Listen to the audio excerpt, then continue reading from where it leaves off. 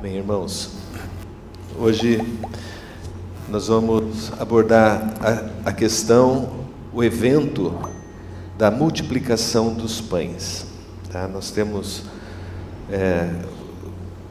conversado ultimamente a respeito da necessidade que nós temos sempre de estarmos indo para a palavra, para que o Senhor possa estar sempre nos suprindo e nos orientando.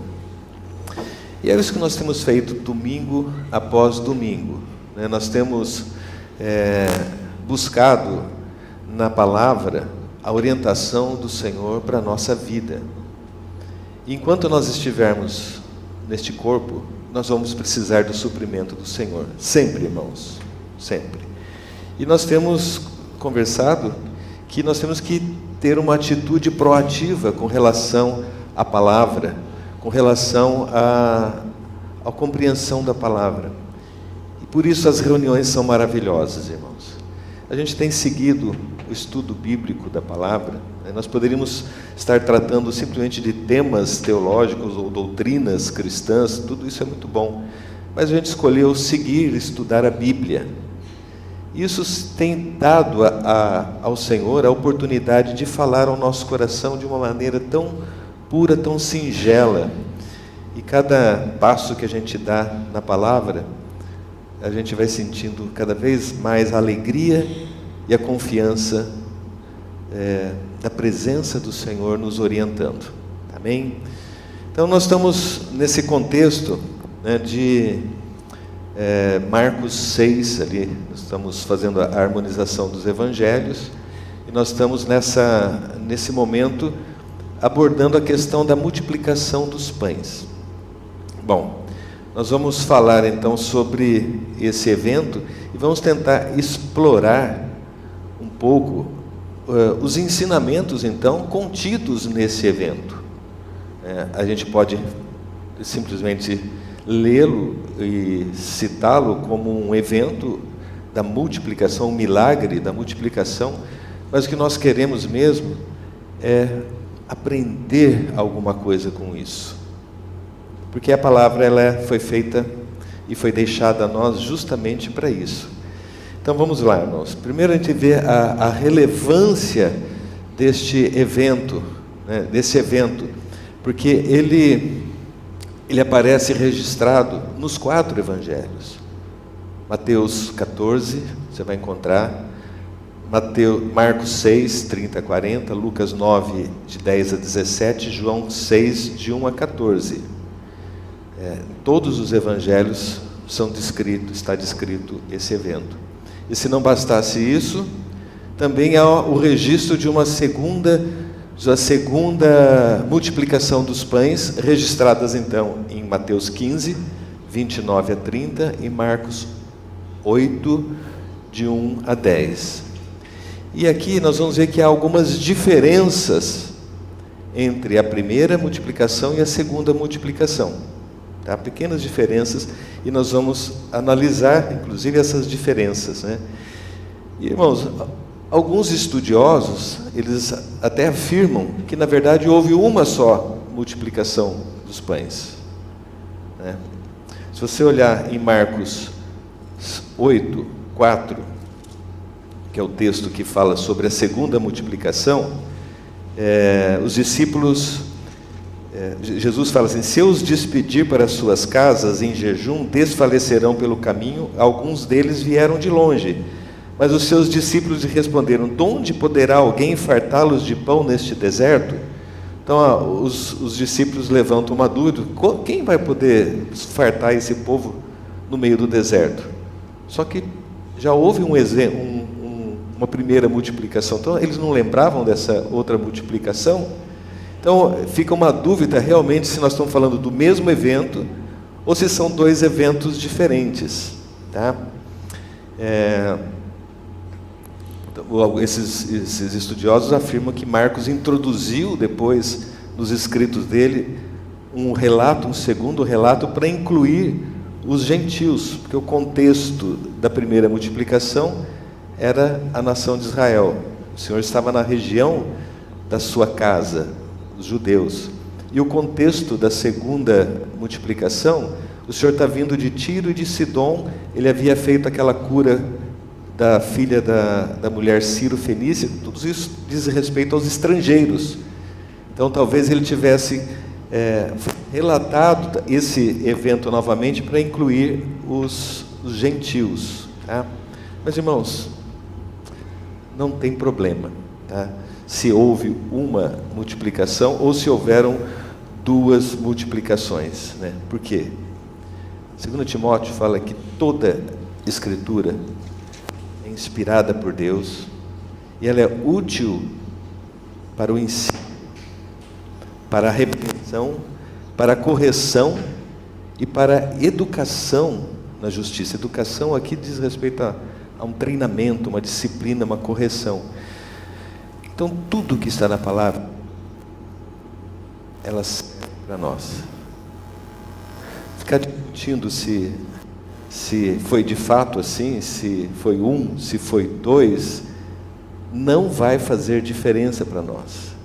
Mas ela está registrada para o nosso ensino. E nós cremos nisso. E porque nós cremos nisso, nós assumimos a palavra como um todo, sem querer discutir detalhes. Mas o que nós queremos, irmãos? Buscar no coração da palavra o sentimento que Deus deixou para nós.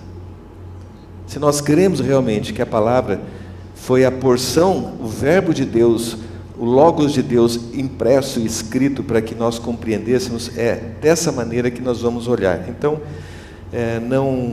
não tem problema nenhum se foi uma ou duas multiplicações. O fato é que houve a multiplicação dos pães. E é isso que nós vamos entrar hoje. É nessa realidade que nós vamos nos aprofundar, entender o que o Senhor quis deixar para nós, o que o Senhor quis dizer com aquilo, o que significava essa multiplicação, para quem foi, como aconteceu. Isso tudo se torna para nós, então, ensinamento e crescimento de vida. Nós olhamos para as histórias de Jesus, todas elas, irmãos, nós extraímos ensinamentos. E nós temos que estar abertos para buscar diante do Senhor aquilo que o Senhor quer falar para nós. Bom, então nós vamos entrar nesse texto. Tanto Mateus, Marcos, Lucas e João falam sobre a primeira multiplicação. Mateus e Marcos falam, além da primeira, falam da segunda multiplicação. No relato de João, João ele faz uma referência a que eles estavam próximos da Páscoa. Tá? Então ele fez uma citação, ou situou o evento no tempo. Isso significa o quê, irmãos? Que dali a um ano, se eles estavam próximos da Páscoa, dali a um ano, Jesus estaria morrendo na... Amém? Só um minutinho, irmão, só vamos... Amém? Então significa, voltando para o texto, né, irmãos? Significa que dali a um ano, Jesus estaria morrendo na cruz, porque na Páscoa seguinte já era a morte do Senhor. Significa que dali a um ano, irmãos, o Senhor Jesus estaria partindo o pão pela última vez com os seus discípulos na ceia, na última ceia do Senhor. E esses eventos, de alguma forma, estão interligados, porque a maneira como o Senhor registra o partir do pão, tanto no evento da multiplicação como na ceia do Senhor, o Senhor fez o mesmo gesto: pegar o pão, partir e partir e partir. No caso da multiplicação, foi um partir que não acabava, né? E deu para todo mundo. Dali um ano, o Senhor estaria instruindo os discípulos e a nós, para que nós partíssemos o pão em sua memória. Não é isso que Ele deixou para nós? Um registro para que nós fizéssemos isso em memória do Senhor, e nós fizemos isso hoje. Está vendo de onde vem, irmãos? Esse sentimento do Senhor de partir o pão, de distribuir o alimento, de suprir, de atender às necessidades. Tudo está interligado. Então parece, irmãos, que o foco desse evento não era propriamente a multiplicação em si. O foco desse exemplo era o pão, era a distribuição, era o repartir, era o suprimento. E olha, irmãos, nossos olhos, eles gostam de olhar para o milagre, não é? Nós gostamos de ver as coisas extraordinárias que Deus faz, e Ele realmente, Ele faz, irmãos. Ele faz coisas maravilhosas na nossa vida. Frequentemente Ele está realizando milagres nas nossas vidas. A gente tem levado diante do Senhor lista grande de oração, né? Os irmãos têm acompanhado. Amém. Os irmãos têm acompanhado as listas de orações semanais que nós estamos sempre renovando, e o Senhor tem atendido milagres. Mas o foco não é o milagre. O foco é o Senhor se dar, é o Senhor alcançar a sua vida, é o Senhor se distribuir, te suprir, te sustentar. Ele faz isso porque Ele é gracioso. E como nós achamos que é uma coisa extraordinária, nós chamamos de milagre. Mas simplesmente é o Senhor cumprindo a sua vontade. Ele cumprindo a sua vontade. Então, irmãos, para que a gente possa entender, nós precisamos ter uma mudança de coração. Os nossos olhos, eles precisam sair, não para enxergar as coisas que Deus faz, mas compreender o coração de Deus. O que é que Deus deseja fazer? E aí talvez esteja o nosso maior desafio, de nós buscarmos diante do Senhor a compreensão do que está no coração dele. Para isso, irmãos, não tem jeito. É necessário ter um relacionamento com Deus. Nós assistirmos de longe os milagres de Deus e falar dos milagres de Deus é muito bom, mas nós precisamos de um nível um pouco mais próximo do Senhor. Nós precisamos ter uma convivência com esse Senhor que faz os milagres, para a gente entender o porquê Ele está fazendo o milagre na sua vida. Nós só queremos o milagre, e o Senhor quer que você entenda o porquê Ele está fazendo esse milagre na sua vida. É verdade ou não é, irmãos? A gente quer o milagre. O Senhor faz o milagre, mas Ele quer muito mais do que isso. Ele quer mostrar o coração dEle para você. Ele quer te alcançar numa comunhão, num relacionamento. E o que acontece, irmãos? A gente vai atrás dos milagres e não vamos atrás daquele que faz o milagre. Então, irmãos, é um alerta para o nosso viver, para que a gente pise no freio um pouco e pense no que o Senhor quer dizer para nós. com cada coisa que acontece na nossa vida. Todos nós temos um pedido de oração. Todos nós temos uma pedrinha no sapato, nós temos um problema, nós temos um espinho na carne. Todos nós, irmãos. E nós queremos simplesmente que o Senhor resolva o problema. E o Senhor quer simplesmente falar: vem conversar comigo. Vamos conversar. A gente acha que a gente vai para negociar com o Senhor, mas o Senhor simplesmente quer conversar com você. Esse é o desejo do Senhor. Conversar com cada um de nós, e Ele vai abrir o coração dele, porque o coração do Senhor, Ele é para nós, irmãos. Ele nos amou. E Ele quer mostrar o seu reino, Ele quer mostrar a sua vontade, Ele quer mostrar o que está por trás daquilo que os nossos olhos não veem. Então nós precisamos prosseguir em conhecer este Senhor maravilhoso.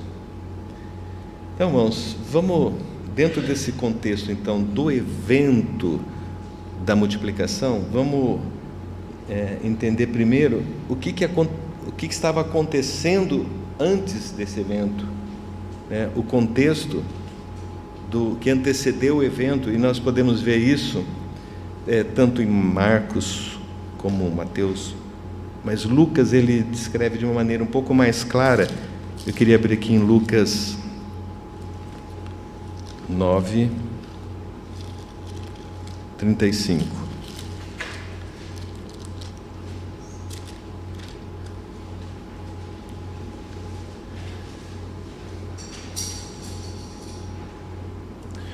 Olha, antes do evento da multiplicação, tendo Jesus convocado os 12, deu-lhes poder e autoridade sobre todos os demônios e para efetuarem curas. Também os enviou a pregar o reino de Deus e a curar os enfermos. E disse-lhes: nada leveis para o caminho, nem bordão, nem alforje, nem pão, nem dinheiro, nem deveis ter 2 túnicas. Na casa em que entrardes, ali permanecei, e dali saireis. E onde que não vos receberem, ao saíres daquela cidade, sacudi o pó dos vossos pés em testemunho contra eles. Então, saindo, percorriam todas as aldeias, anunciando o evangelho e efetuando cura por toda parte. Lucas 9. Desculpa. Não, 1, desculpa. 1-6. Lê de novo. Tendo Jesus convocado os 12, deu-lhes poder e autoridade sobre todos os demônios para efetuarem curas, e também os enviou a pregar o reino de Deus e a curar os enfermos. Então, o que aconteceu ali antes do evento do partir, da multiplicação do pão? O Senhor comissionou os seus discípulos para saírem. Deu a eles a autoridade para curar, para pregar o evangelho do reino, entrar na vida das pessoas e anunciar o evangelho. Esse é o contexto, irmãos. O Senhor estava ali transferindo uma responsabilidade para os seus discípulos, sabe? Um outro texto paralelo a esse, vocês podem ler, abrindo aí Mateus 9.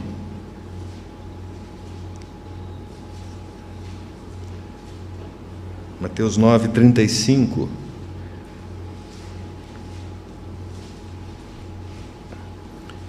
E percorria Jesus todas as cidades e povoados, ensinando nas sinagogas, pregando o evangelho do reino e curando toda sorte de doenças e enfermidade. Vendo ele as multidões, compadeceu-se dela, porque estavam aflitas e exaustas como ovelhas que não têm pastor.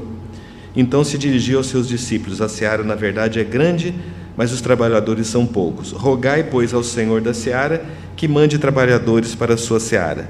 Tendo chamado os seus 12 discípulos, deu-lhe Jesus autoridade sobre os espíritos imundos para os expelir e para curar toda sorte de doenças e enfermidades. Você vê exatamente o mesmo contexto. Você vê que na palavra, às vezes a posição dos textos não estão exatamente nos mesmos lugares, mas o que eu quero mostrar para os irmãos, que essa visão que nós temos que ter é uma visão geral, é uma macrovisão, né? Você percebe claramente que esse texto se refere àquele texto, o Senhor dando autoridade, e aqui existem umas expressões muito interessantes. Vendo Jesus as multidões, compadeceu-se delas. Nós vamos ver essa mesma expressão quando o Senhor olha as multidões antes de fazer a multiplicação dos pães. É o mesmo sentimento. Então todas essas coisas estão interligadas. O Senhor comissionou os seus discípulos, e quando Ele está comissionando os seus discípulos, irmão, Ele está nos comissionando, nos dando autoridade para levar o Evangelho, levar o Evangelho do Reino, dizer que o Reino está próximo, para que as pessoas se arrependam, se convertam ao Senhor, para que nós possamos curar essas pessoas. Nós já tratamos sobre esse assunto, nós podemos falar da cura física, de todos esses males que estão descritos aqui, mas de todos os significados espirituais dessas curas, da cegueira, das pessoas que não enxergam nada, das coisas espirituais, daqueles que são coxos, que estão sempre coxeando na sua vida cristã, o paralítico que não consegue se mexer. Então você percebe, irmãos, todas essas coisas o Senhor nos deu autoridade para curar, espiritualmente falando e fisicamente também, né, em prol do reino, daquilo que o Senhor nos comissionou. Então, o antecedente da multiplicação do pão está um comissionamento. Todos nós fomos comissionados. Nós vemos o Senhor se compadecendo de todos. Esse é o coração que permeia toda a Bíblia. Deus se compadece do homem. Ele vê que nós estamos aflitos e exaustos, como ovelhas que não têm pastor, especialmente aqueles que estão perdidos, aqueles que não encontraram Jesus ainda, não encontraram o seu pastor, o seu Salvador. As pessoas estão exaustas. E aqui nós vemos um olhar de compaixão. E esse é um olhar, irmãos, que tem que ser o nosso olhar. Nós temos que ter esse olhar, porque esse olhar nós recebemos do Senhor. O Senhor olhou para cada um de nós e se compadeceu de nós, e apresentou o Evangelho a nós, e nós cremos. Então nós temos, da mesma maneira que nós recebemos, nós damos. Ganhamos de graça nós damos. Percebe a chamada de responsabilidade? Então o Senhor está nos convocando, irmãos, nos convocando a participar, né, desse evento completo, que é um chamamento, né, que é uma convocação para participar juntamente com o Senhor do seu propósito, da sua compaixão e do seu derramar da graça para cada um que o queira, que o receba por fé. Mas aqui existe uma função, existe uma comissão, e essa comissão ela foi transferida a nós. Então nós estamos dentro dessa visão de que nós somos participantes desta missão, somos comissionados, ok? Então esse é um ponto que antecede a multiplicação dos pães. Outro ponto que antecede é a descrição da morte de João Batista, tá? Em Mateus, em Marcos, ele fala a respeito da morte de João Batista. Mas só abrindo um parênteses, irmãos, se você ler o texto, se você ler com atenção, você vai ver que João Batista não morreu nesse momento. Ele morreu antes. Tá? Vamos só ver essa questão aqui. Mateus 14:1 Mateus 14, 1. Por aquele tempo ouviu o tetrarca Herodes a fama de Jesus e disse aos que serviam: este é o João Batista. Ele ressuscitou dos mortos. Então João Batista já estava morto, tá? E por isso nele operam forças miraculosas, tá? Por que ele fala isso? Porque ele já estava vendo tudo que Jesus e os discípulos estavam fazendo. Então ele ouviu os rumores do que já estava acontecendo na região, e ele falou assim: gente, o que está acontecendo? É o João Batista que ressuscitou. Esse João Batista que eu mandei matar. Aí ele conta como que foi o evento da morte de João Batista. Mas João Batista ele já estava morto neste momento. Mas há o registro da morte de João Batista. Marcos 6.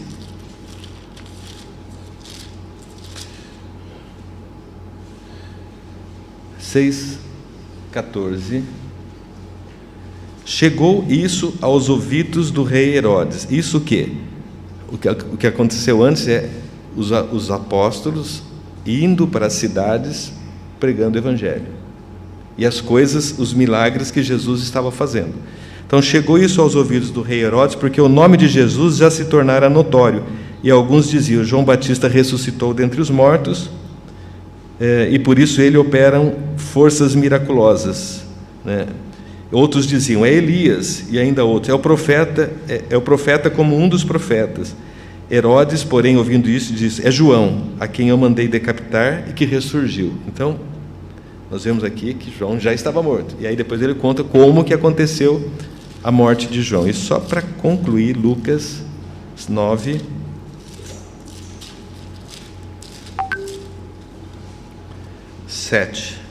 Ora, o tetrarca Herodes soube de tudo o que se passava, também falando sobre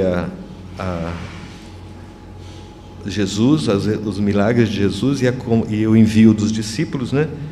Tudo ficou perplexo, porque alguns diziam: João ressuscitou dentre os mortos, outros: Elias apareceu, e outros: ressurgiu um dos antigos profetas. Herodes, porém, disse: eu mandei decapitar João. Quem é, pois, este a respeito do qual tenho ouvido tais coisas? E esforçava para vê-los. Então, o que está mostrando aqui, irmãos? Que João, ele estava morto, tá? E o que significa isso, né? Então nós vemos ali o evento dos discípulos sendo enviados para proclamar o evangelho do reino, e nós vemos aqui a morte de João Batista. Então esses dois eventos antecedem a multiplicação. Então o registro da morte significa o fim da velha aliança, significa o final da antiga aliança dos profetas, da lei, e a substituição pela nova aliança. Então, um novo sacerdócio agora não é mais o sacerdote levítico, agora é o sacerdócio de Melquisedeque, que é o próprio Senhor. Então, nós vemos aqui uma mudança de aliança. Então, Jesus disse lá em Mateus 11, que todos os profetas e a lei profetizaram até João. Então, irmãos, é para fazer uma marcação bem clara. Assim, nós estamos começando uma nova era, um novo momento do reino, momento em que nós somos convocados a cooperar com o Senhor. Então, nós estamos iniciando aqui a nova era do Novo Testamento, da nova aliança, na qual nós fazemos parte. Então esse registro é um registro de marcação. E aí então acontece o evento da multiplicação.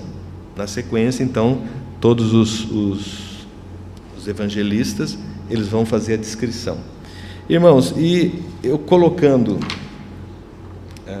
os eventos em ordem, juntei todos eles numa planilha Excel, para a gente entender o que estava acontecendo, e algumas coisas saltam à vista. Então essa é a beleza da coisa, irmãos. Quando a gente consegue entender a macrovisão da Bíblia, compreender o refinamento, a delicadeza das coisas que se interligam na palavra. para a gente compreender quão refinado é o nosso Senhor, né? Então, assim, resumidamente, né, irmãos? Bom, tanto o primeiro e a segunda multiplicação ocorreram na região do Mar da Galileia, está tudo certo, todo mundo fala a mesma coisa, né? Um ponto que chama atenção em todas as descrições, as 6 descrições, tanto as 4 da primeira quanto as 2 da segunda, que o Senhor se compadeceu das multidões. Então esse é um ponto forte, irmãos, esse sentimento que o Senhor tem de compaixão pelas pessoas. E esse sentimento de compaixão nos alcançou, evidentemente, por isso hoje nós estamos aqui. Mas esse sentimento de compaixão, como nós falamos, irmãos, precisa ser prosseguido, tem que ter prosseguimento. Nós conseguimos ter compaixão das pessoas. João, ele fala assim, que ele se compadeceu, o Senhor, ele cita assim, vendo ele as multidões, compadeceu-se dela. Então a questão de ver, olhar para as pessoas e enxergar as pessoas, irmãos, eu pergunto para vocês, é a nossa prática enxergar as pessoas? A gente acaba enxergando quem nos interessa, mas muito raramente a gente enxerga uma faxineira, né? Uma pessoa mais simples, uma pessoa na rua mais simples. Irmãos, eu fico impressionado com a maneira como o Senhor Ele olhar para as multidões, se compadecer. Lá em Mateus, o Senhor ia de cidade em cidade e o sentimento do Senhor, falei assim, elas estão aflitas, elas estão exaustas, como ovelhas que não têm pastor. Orem para que o Senhor mande trabalhador para a sua área, porque eu não dou conta disso tudo, porque o Senhor ainda estava na sua carne. Então ele conclama os discípulos para cooperar juntamente com ele, para que essa compaixão alcançasse todos eles e todos nós tivéssemos o mesmo sentimento, irmãos, de compaixão pelas pessoas. Nós somos rápidos para julgar. Somos muito rápidos para julgar e já condenar. Não, para esse não, esse também não. Mas o Senhor, ele tinha um coração amplo, porque ele via o potencial de cada um receber a vida eterna. E nós sabemos que o Senhor levou esse evangelho para pessoas que não mereciam. Paulo é um deles. Consentiu na morte de tantas pessoas, perseguia. Então, irmãos, nós não temos a capacidade de fazer qualquer tipo de julgamento, mas nós temos a obrigação de nos compadecermos das pessoas, olhar com um olhar de amor e compaixão.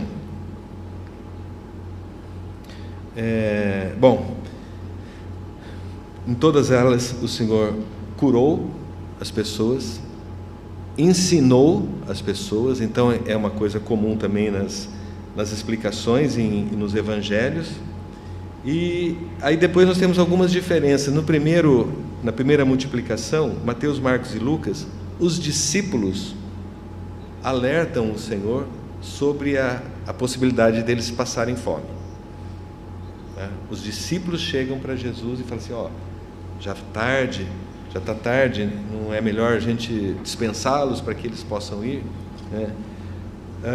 João, ele alertou Felipe sobre a questão, falou, Felipe, já não está tarde, não está na hora de dar comida? E na segunda multiplicação, o Senhor, ele que alerta os discípulos, fala, olha, eu não quero despedi-los em jejum, porque há 3 dias estão comigo. Então existe um problema, Tanto os discípulos alertaram o Senhor, quanto Jesus alertou os discípulos. As duas coisas são válidas. Mas qual que era o problema? A fome. O problema estava lá. Eles estavam carentes, eles precisavam ser alimentados. Vejam, o Senhor estava falando, suprindo com o reino.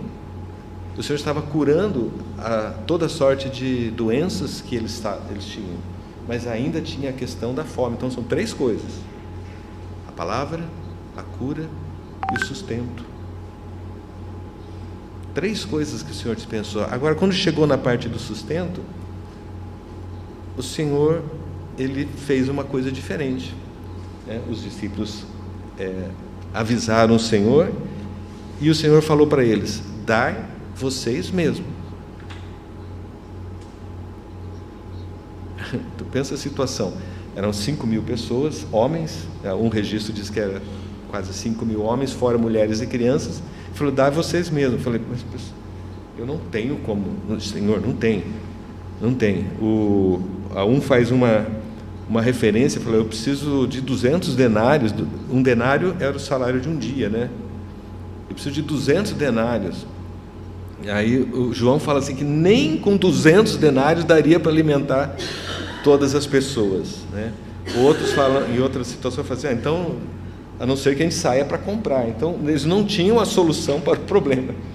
Você vê, a cabeça, a mente limitada, que é a nossa, né? Temos um problema. Eu falei assim: mas nem 200 denários dá para resolver esse problema, não é? Eu falei: eu não sei como fazer. O que fazer? Nós ficamos perdidos. Mas o Senhor fala para os discípulos: dá vocês mesmos. Então essa palavra, irmãos, é uma palavra que nos coloca numa posição de falar: agora eu tenho que tomar uma decisão. O que eu faço? Então eu preciso confiar nesse Senhor. Eu falei: Senhor, eu não sei o que fazer. Eu não sei o que fazer, eu não tenho condições, eu não tenho capacidade. E essa, irmãos, é a nossa resposta ao Senhor. Eu não tenho capacidade. E nós não temos, de fato. Mas nós não saímos correndo. Nós não falamos: então deixa, isso não tem jeito, acabou. O que acontece, irmão? Nós queremos continuar na presença do Senhor, porque nós queremos que esse problema seja resolvido. Então o Senhor, Ele vem e pede: o que vocês têm? O que você tem? Senhor, eu tenho 5 pães e 2 peixinhos, mas o que é isso para alimentar uma multidão? Eu falei: traz o que você tem. Então essa questão de você trazer diante do Senhor os teus 5 pães e 2 peixinhos, que é nada perto do problema, né? Esse é o momento em que o Senhor, Ele vai fazer a sua obra. Ele vai usar você com o que você tem, e não como na tua mente acha que deveria ser. E aí o Senhor, Ele vai resolver o problema. Então nós apresentamos aquilo que nós temos. O Senhor manda eles assentar na relva. Em alguns escritos Ele é mais detalhista, assenta em grupos de 50, de 100, de 50, organizado em grupinhos assim, bem bonitinho. Aí o Senhor ergue os olhos para os céus, todos. O Senhor fala: ergueu os olhos e abençoou. O que você tem, irmãos? Ele abençoou o que você tem. É pouco, é muito pouco, mas é o suficiente para Deus. Todos os eventos, Ele ergueu os olhos e abençoou. Você creu e você entregou. E quando você entrega aquele pouquinho que você tem, aquele pouquinho que você sabe que não é suficiente, mas de coração você entrega, o Senhor dá graças a Deus por você. E aí Ele vai poder pegar esse pouquinho, e aí o que Ele faz? Ele começa a partir o pão. Então o teu 5 peixinhos, ou 7 peixinhos na segunda, não importa se é 7 ou se é 5, aquilo que era pouquinho, o Senhor vai partindo. E você sabe, irmãos, que eu ganhei um novo sentimento a respeito do partir do pão, porque eu sempre falava que esse pão foi partido por vós, então sempre eu me remetia ao Senhor sendo partido por nós. Mas agora eu ganhei esse sentimento da multiplicação.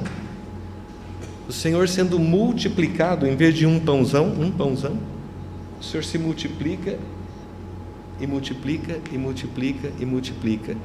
Então o Senhor, ele partiu o pão e começou a distribuir. E aí outro ponto muito interessante, irmãos, é que ele partiu o pão e deu a quem? Quem? Aos discípulos. Ele deu aos discípulos. O Senhor não partiu o pão e foi distribuído para todo mundo. Ele deu aos discípulos. Os discípulos distribuíram para as multidões. Isso tem um significado, irmãos. O Senhor, ele usa as pessoas que estão mais próximas dele, para que possa alimentar e suprir as multidões.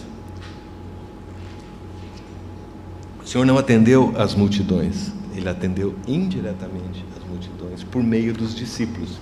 Então vamos falar um pouquinho mais sobre isso no final, tá? Depois, outra coisa, em todas as descrições, as 6 descrições, todos se comeram e se fartaram.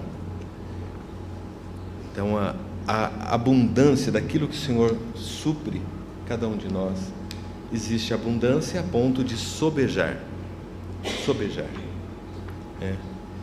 Então quando o Senhor nos abençoa, irmãos, ele nos abençoa com força. E essa bênção, ela sobeja para que ela possa alcançar, até pela nossa experiência e pela nossa compartilhar, outras pessoas que estão ao nosso redor. A nossa bênção espraia para a nossa família, para os nossos amigos, para o nosso ambiente onde nós vivemos. É assim que funciona. Amém? E aí, nós vemos que foi a quantidade de pessoas, muita gente, 5.000, 4.000, fora mulheres e crianças. Então, irmãos, aqui a gente vê um quadro bem claro sobre o coração do Senhor. E aí, irmãos, só para a gente ter um complemento dessa explicação, nós podemos ir para João 6.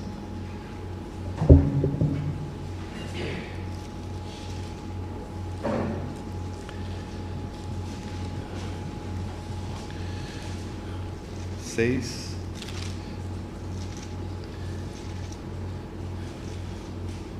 22.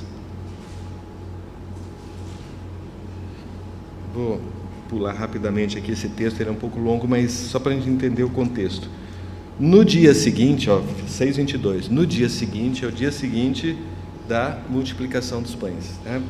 A multidão que ficou do outro lado notou que não havia senão um pequeno barco e que Jesus não embarcara nele com seus discípulos, tendo estes partido só. Eles procuraram Jesus no dia seguinte. Eles entraram no barquinho, foram até Tiberíades, perto do lugar onde comeram o pão, tendo o Senhor dado graça. Então eles foram de volta para o lugar onde Jesus tinha feito a multiplicação dos pães. Não acharam Jesus. Quando viu a multidão que Jesus não estava ali, nem seus discípulos, tomaram seus barquinhos e foram para outro lugar. Foram para Cafarnaum, é uma cidade um pouquinho mais para cima, tudo à beira do mar da Galileia, tá? A sua procura. E tendo encontrado, perguntaram: mestre, quando chegaste aqui? Respondeu-lhe Jesus: em verdade vos digo, vós me procurais não porque vistes sinais, mas porque comestes dos pães e vos fartastes. Então o Senhor falou assim: vocês estão vindo até mim porque vocês comeram, se fartaram e vocês querem de novo, né? É isso que a gente quer, que o Senhor sempre nos supra e nos sacie. Então é uma necessidade pessoal, a gente quer isso. Mas o Senhor fala assim: trabalhai não pela comida que perece, mas pela que subsiste pela vida eterna, o qual o Filho do Homem vos dará, porque Deus, o Pai, o confirmou com o seu selo. Dirigiram-se, pois, a ele perguntando: que faremos para realizar as obras de Deus? Respondeu-lhe Jesus: a obra de Deus é esta, que creiais naquele que por ele foi enviado. Então lhe disseram: que sinal fazeis para que vejamos e creiamos em ti? quais são os teus feitos? E essas pessoas que buscaram o Senhor falaram: nossos pais comeram o maná no deserto, como está escrito, deu-lhes a comer pão do céu. Então eles fizeram uma referência à experiência deles de comer o pão ali multiplicado. Eles fizeram uma ligação natural com o que aconteceu com o povo de Israel no Egito. Falou: Moisés, ele nos deu o pão para comer, né? Então nós vamos continuar ganhando o pão todo dia? Então, como assim, se o milagre do maná iria continuar acontecendo para eles, assim como aconteceu com o povo de Moisés. Mas nós precisamos lembrar, irmãos, que o maná, ele cessou imediatamente após eles entrarem na boa terra de Canaã. E o que significa a boa terra de Canaã? Cristo, no desfrute de Cristo. Então, quando Cristo vem, né, eles não precisam mais desse recurso, né, de pão caindo do céu. E aí Jesus responde, replicou Jesus: em verdade vos digo, não foi Moisés quem vos deu o pão do céu. O verdadeiro pão do céu é meu Pai quem vos dá. Porque o pão de Deus é o que desce do céu e dá vida ao mundo. Então eles disseram: Senhor, então dá-nos sempre deste pão. Declarou-lhes, pois, Jesus: eu sou o pão da vida. O que vem a mim jamais terá fome, o que crê em mim jamais terá sede. Então, irmãos, aqui a gente vê o Senhor Jesus se apresentando como pão. Aquele pão que vocês comeram ontem, que saciou vocês, que sustentou vocês, ele era uma figura. Eu sou o pão da vida. O suprimento que nós precisamos é o pão, irmãos, é o Senhor, e não é o milagre da multiplicação do pão. Entende, irmãos? Nós precisamos do pão, e o pão é o Senhor. O 47 fala assim: eu sou o pão da vida. Vossos pais comeram do maná no deserto e morreram. Este é o pão que desce do céu, para que todo o que dele que comer não pereça. Eu sou o pão vivo que desceu do céu. Se alguém dele comer, viverá eternamente, e o pão que eu darei pela vida do mundo é a minha carne. Então aqui, irmãos, a gente vê o Senhor se apresentando como nosso suprimento. Ele vai dizer lá na frente: quem de mim se alimenta, de mim viverá. Então nós precisamos, irmãos, compreender que o nosso suprimento, né, o Senhor, ele nos supre de várias maneiras, mas o nosso verdadeiro suprimento é a pessoa do Senhor, e não aquilo que Ele pode fazer por nós. Claro que Ele pode fazer muitas coisas por nós, irmãos, claro, mas o foco da nossa vida é nós estarmos sendo supridos pela pessoa do Senhor. Isso, irmãos, é ter um viver, uma visão do sentimento de Deus. Todas as outras coisas são válidas, são lícitas, mas se nós não focarmos nesse ponto de que nós precisamos ser alimentados e supridos pela pessoa de Jesus, nós vamos patinar na nossa vida espiritual, porque nós ainda queremos o milagre e não queremos o pão que o Senhor está nos dando. Então, irmãos, nesse texto que nós vimos, nós podemos ver algumas coisas rapidamente, né? Primeiro, que o Senhor, Ele revela compaixão aos que o seguem. Por isso estamos aqui e devemos ter o mesmo olhar de compaixão por todas as pessoas que estão à nossa volta. Amém? Segundo, Ele se responsabiliza, o Senhor se responsabiliza pelo nosso suprimento completo. Nós vemos que nesse episódio, o Senhor, Ele mesmo, Ele se apresenta como suprimento, como vida, né? O alimento, sustento da vida, pão da vida, como nós vimos aqui. Ele se apresenta como a cura, que para nós significa restauração do nosso viver, que significa transformação. Isso é cura para nós, irmãos. Nosso transformar é a nossa cura. E também ele representa o governo, representa a ordem. Ordem. Eu acho bonitinho, né? O Senhor, ele pôs todo mundo sentadinho, agrupadinho. Eu acho isso muito bonito, irmãos. Não precisaria, mas ele fez isso, né?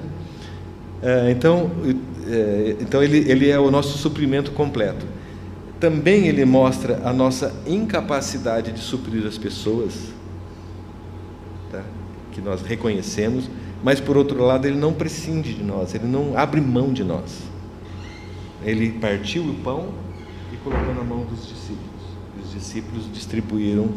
Então o Senhor pegou os discípulos, instruiu, deu autoridade e poder, mandou para a cidade para pregar o Evangelho. Entende, irmãos? O Senhor não abre mão de pessoas que realmente queiram cooperar com Ele. Ok? O quarto ponto, que Ele pede para colocarmos à disposição dEle tudo o que possuímos, mesmo que seja pouco ou você acha que é pouco. Mas creia, o Senhor vai multiplicar o teu pouco em benefício do reino, não em seu próprio benefício, mas em benefício da vontade dele. Quinto, Jesus organiza o ambiente, que eu achei isso lindo. O Senhor põe ordem na nossa casa, Ele arruma a nossa casa. Ele colocar esses grupinhos sentadinhos, eu estou vendo aqui um grupinho de 50 aqui, Ele organiza para falar assim, vamos ser supridos. Hoje o Senhor está aqui multiplicando o pão para nós, irmãos. Ele está nos suprindo com a sua própria vida, está nos curando, nos transformando e está mostrando o seu governo. É verdade, não é, irmãos? Então hoje está havendo a multiplicação dos pães nesse lugar. Amém? Ele dá graça, ele dá graça pelo que apresentamos a Ele as multiplica para saciar a fome e sobejar. Então o Senhor, Ele dá graças quando nós apresentamos o nosso pouquinho para Ele. Amém? E por último, que me chamou bastante atenção, essa questão da diferença entre o discípulo e o povo. Tá? Isso para mim ficou bem forte, sabe, irmãos? Existe uma diferença entre o discípulo e o povo. O discípulo é aquele que está próximo do Senhor, é aquele que está conversando com o Senhor, e o Senhor está fazendo as provocações que Ele quis fazer. Falou, então faça você mesmo, entrega, supra a eles. Você fala, mas eu não posso. Então essa conversa, irmãos, só pode ter havido entre pessoas muito próximas, muito próximas. Isso significa, irmãos, que nós precisamos rever o nosso relacionamento com o Senhor. Nós queremos ser discípulos ou nós queremos ser povo? No final das contas, todos foram supridos igualmente. Mas nós queremos ser povo que corre atrás de Jesus, atrás dos milagres, ou nós queremos ser discípulos que ouve a voz do Mestre e conversa com o Mestre e discute muitas vezes com o Mestre, mas ele, na sua sabedoria, ele vai mostrar o quanto ele é soberano e que ele sabe das coisas, e aí a nossa vida, ela vai ser uma vida de cooperação juntamente com o Senhor. Vamos lembrar, irmãos, que Mateus termina lá dizendo, ide e fazei discípulos de todas as nações. Então o chamamento do Senhor era para fazer discípulos. O Senhor tem compaixão de todos, mas Ele está nos chamando, irmãos, para sermos discípulos. E o discípulo é aquele que está próximo do Senhor, aquele que entende o coração de Deus, que compreende por que Jesus age dessa e dessa maneira, e aí nós podemos cooperar, mesmo sendo pouco, mesmo sendo incapazes, ainda assim o Senhor precisa de cada um de nós para levar a cabo a sua vontade.